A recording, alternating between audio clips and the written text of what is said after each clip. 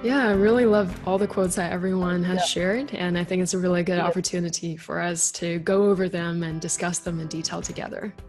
And also, in our daily lives, if we see something in a TV show or if we hear something or read something, it's really good practice to write down those quotes and perhaps keep them in our Evernote, keep them in our notebooks. You never know when it's going to be the right time to pull them up. Like for Mm. me, this time when I was doing this exercise myself, I went back to my Evernote and I have a section for all the quotes that I've collected over time. A lot of them I don't really remember either, and I was very surprised to see them.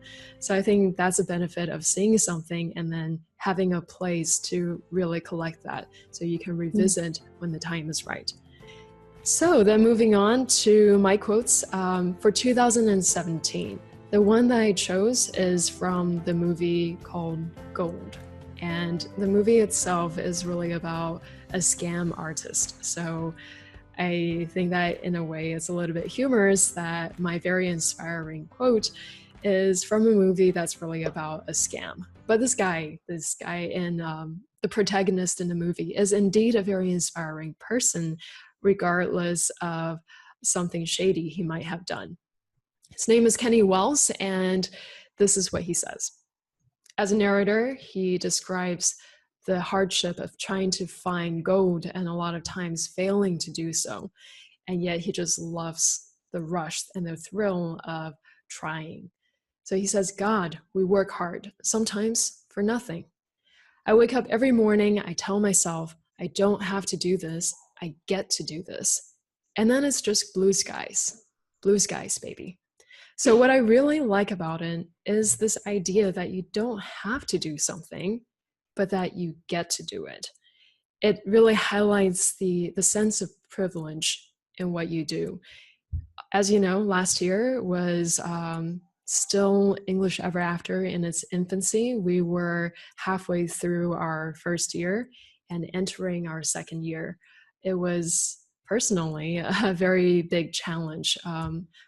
I don't think you can tell this from the front end of our community, but under the hood, I had a lot of difficulties trying to keep the community together, trying to find people who are suitable, because people come and go all the time. And I made myself this promise that no matter what I have to do, no matter what other sorts of jobs I have to take to keep this community sustainable, to help us survive, I would do that because I believe that is a really, really worthwhile thing. And at the end of the day, it's the thing that I really, really want to do. So even if it's not my most successful endeavor, I would keep it alive. And I would try to think of different ways to make it better even if it's not thriving at the moment. So a lot of the nights I stayed up awake trying to think of different ways of doing things. And a lot of the times I felt really anxious about how it's all going to turn out. So in those times, I really have to remind myself when it gets really hard that it's not like I have to do it. It's not like anybody's forcing me to do it, but that I am so honored to have a chance to give this a stab, to really give this a try. And very few people, I think, can say that they have work of their own choosing entirely. And everything is chosen by me, designed by me. So I really feel that when I have that little mind shift, that little reminder for myself, then it's really just blue skies. It's really optimistic. And then I'm able to appreciate just how beautiful everything is. And I'm happy to say that by this year, by the beginning of this year, I can feel that the community is much more stable. And I have a lot of big plans for us. As I have told you before, my ambition burns much more brightly than my energy is able to cope with. But I think that having the vision there allows us to know where we're going, and it gives us the drive to move in that direction so that even if we miss that, we still fall among the stars. And this relates to my second quote for 2018, which is the vision. I think many of you are going to relate to this. This is a quote from Ira Glass, someone that we have talked about before when discussing some of the stand-up comedies. Ira Glass, in particular, came up, I think, because during one of those discussions, we talked about podcasts, and he is responsible for the podcast, This American Life. So I highly recommend checking out his work. I'm going to create more links. But in any case, this is what he said in an interview. He said, "Nobody tells this to people who are beginners. I wish someone told me. All of us who do creative work, we get into it because we have good taste. But there is this gap. For the first couple of years you make stuff, it's just not that good.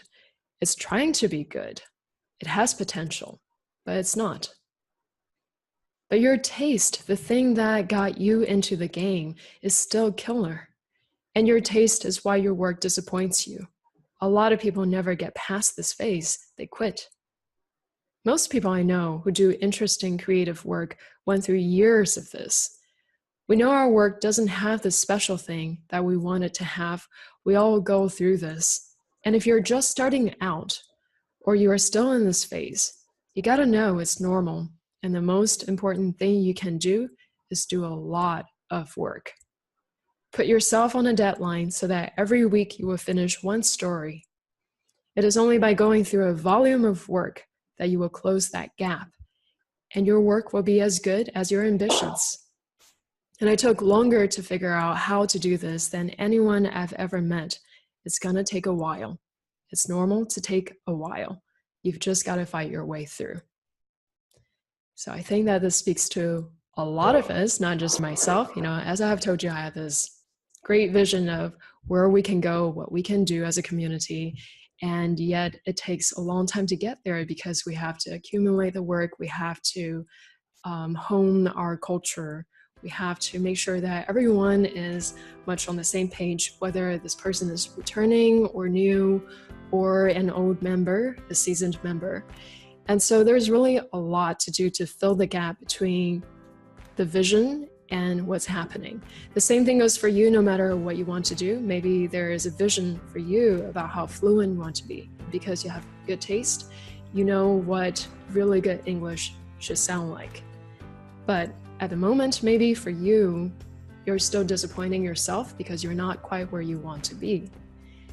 And maybe there are things that you want to create, but you can only do a little bit. Maybe for the weekly member challenge, you want to write whole essays, you want to record these awesome speeches, but right now you're submitting little pieces of work. And that's okay, because like Ira Glass says, and you should know his stuff, you really need to do a lot of everything for you to finally be able to bridge the gap between your good taste and where you are at the moment. So I find this quote very, very comforting for myself whenever I feel like I'm in a rush and I have this burning ambition that I just want to get closer to. It really reminds you to take your time to do the work that needs to be done. And I hope that this quote will also remind all of us to really stick to our work ethics in 2018 and to really remember that we need to take baby steps to get to where we want to be. So does anyone have questions about this? I'm going to unmute all of you now.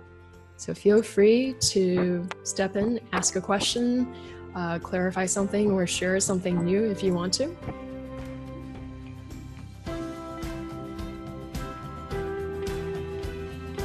And in the meantime, I'm going to drink my coffee while you think about what you want to say. And if there's nothing, then for the first time ever, we're going to actually end on time, which is amazing. What a great way to start the year.